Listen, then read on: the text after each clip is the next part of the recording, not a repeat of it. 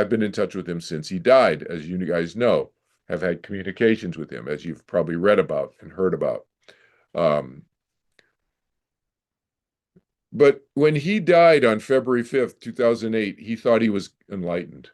And in that tradition that he comes from, the Vedic tradition, when you become what they called enlightened, you become a what they call a perfect being. Now, you guys know that my thinking is that there is no such thing as enlightenment and perfection. We'll talk about that in a few minutes.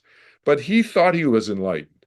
He thought, and in his tradition, the thinking is when you become enlightened, you're a perfect being. You merge into what they call the absolute, or you might refer to it as God or oneness or the universe. But they merge, they lose their individuality. That's what their belief system is in the Vedic tradition.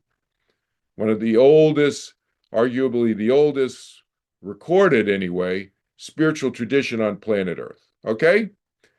But the spiritual leaders confessed to Maharishi when he died, he was surprised because Maharishi was still there. He still remembered who he was.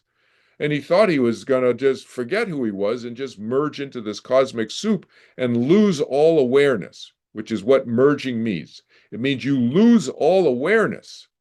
There is no, you don't have individual awareness anymore. That's what merging means, okay?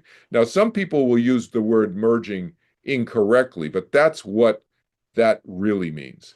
You lose, in the Vedic tradition, you lose all awareness of who you were, and your individuality no longer exists.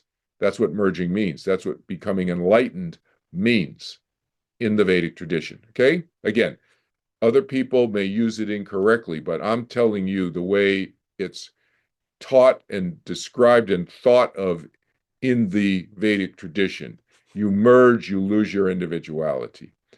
But they confessed, the other beings in the movement, Jehovah, Shankara, who was Vyasa, who wrote the Mahabharata and the Bhagavad Gita and all of that stuff, these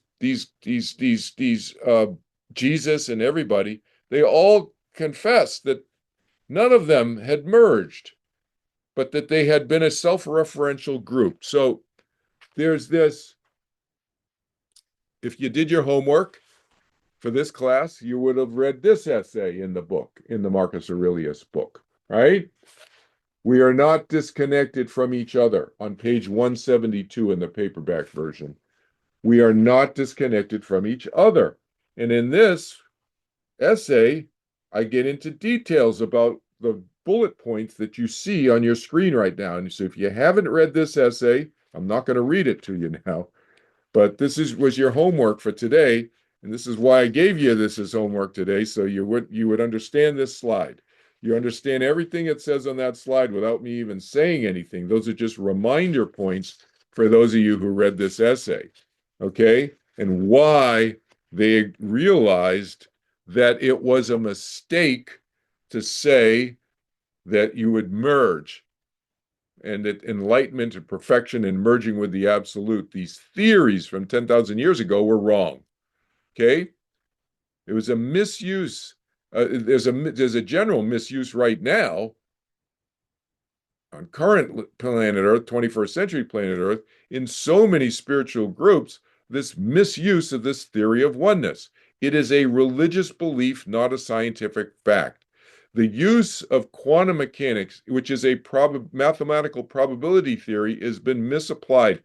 And if you talk to any quantum mechanics physicist who's not just another religious apologist who's trying to convince you of the use of the quantum mechanics theory incorrectly here, because there are quantum mechanics physicists, and some of you here on this group know that I know personally from one,